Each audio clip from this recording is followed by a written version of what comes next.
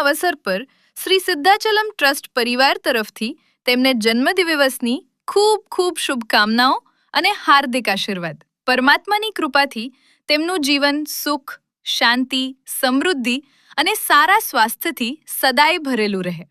આશા.